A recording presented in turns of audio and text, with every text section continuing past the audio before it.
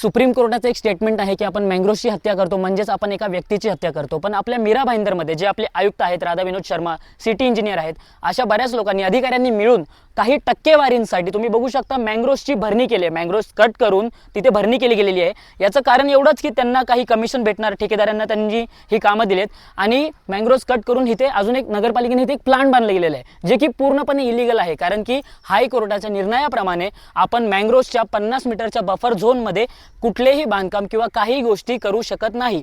तरी आपल्या मीरा भाईंदरमध्ये भ्रष्ट अधिकाऱ्यांनी इलिगल ॲक्टिव्हिटीज आहेत, बरेच NGO संस्था आहेत, त्यांचे केसेस इथे रजिस्टर्ड आहेत, तरी पण यावर अजून काही कारवाई केली गेली नाहीये। नेचरला हार्म करतातच आहे, त्यासोबतच पब्लिकचा जो टॅक्सचा पैसा आहे तो बघा अशा रीतीने वाया घालवतात आहे, जे की पूर्णपणे इलिगल बांधकाम झालेलं आहे। जो न्यायालयाचा आदेश आहे, ज्या 50 मीटरच्या आतमध्ये हायकोर्टात, सुप्रीम कोर्टाने सांगितलंय की तुम्ही कुठलेही बांधकाम करू शकत नाही, तिकडे एवढं मोठं टर्फ बांधलं गेलेलं आहे, बांधलंय, त्याच्या व्यतिरिक्त इथे कुठलेही मेंटेनन्स नाहीये। बऱ्याच गोष्टी अशा तुटलेल्या आहेत, फक्त टेंडर काढावे, पैसा भेटावा, कमिशन भेटावं यासाठी हे बांधकाम झालंय। आणि हे जे टर्फ बांधलंय इथे 8 ते 10 खूप जुनी आणि मोठी झाडं तोडली गेलेली आहेत। तसेच महानगरपालिकेने बांधलेलं हे भाजी मार्केट आणि वरती एक सभागृह, हा जो ग्राउंड आहे, ही जी जागा आहे, ते सगळ्यात मोठ्या प्रमाणात पर्यावरणाला डॅमेज करून एका मँग्रोव्हला एवढ्या ठिकाणी कट करून त्याचे जे हायकोर्टाचे, सुप्रीम कोर्टाचे रूल्स आहेत त्याचं व्हायोलेशन करून, ते ब्रेक्स करून इथे असे बांधकाम झालेलं आहे।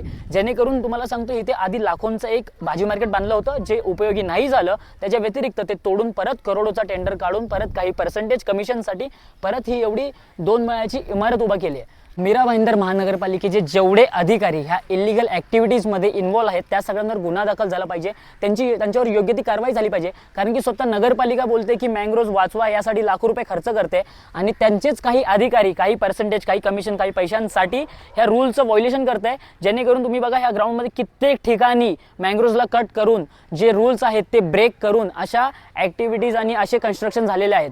तर आपल्या मीरा भाईंदरकरांना सर्वांना एक आव्हान आहे की आपणच आपलं नेचर वाचवा, आपल्या मीरा भाईंदरसाठी एकत्र यावं, यावर जेवढी होईल तेवढे आपण कंप्लेंट्स टाकूया आणि ह्या अधिकाऱ्यांना योग्य ती शिक्षा होईल।